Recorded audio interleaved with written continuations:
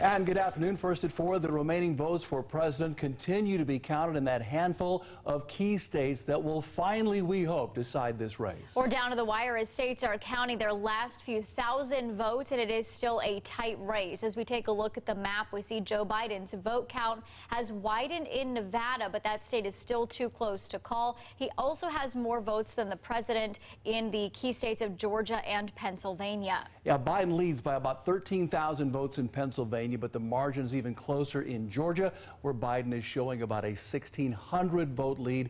The numbers in Nevada have widened. Biden's margin to 20,000, and Joe Biden is, we've learned, planning a nationwide address for later tonight.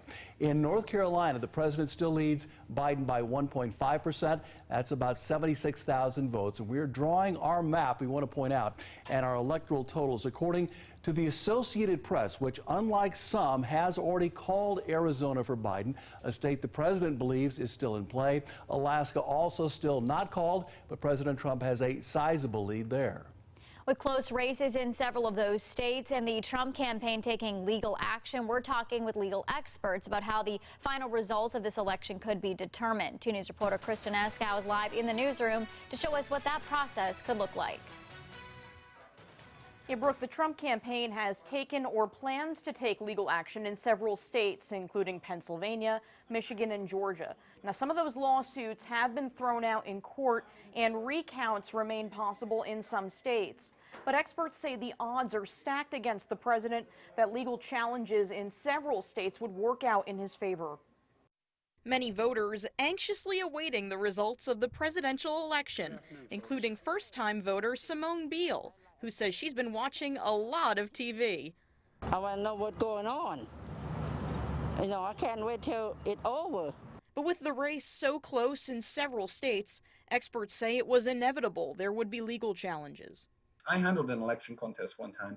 I took it all the way to my state Supreme Court, so I know what the lawyers do when they come into an election contest. They're trying to look for bad apples, bad votes. Attorney Sean Wilson, who teaches political science at Wright State University, says every election contains small errors in vote counting, but those ballots receive far more scrutiny and could mean a lot in a close election.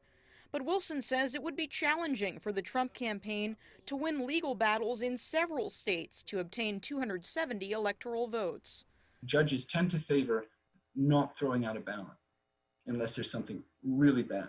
Wilson says the other issue the Trump campaign faces, it doesn't have a lot of time to challenge the results in court successfully.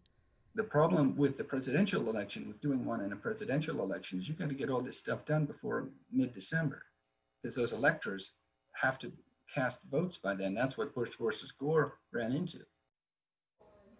And that attorney tells me, although we don't often see the results of a presidential election contested, it's not uncommon for any election that's very close like this one to be challenged.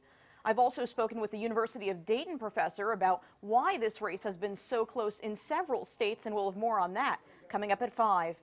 Kristen Eskow, 2 News, working for you.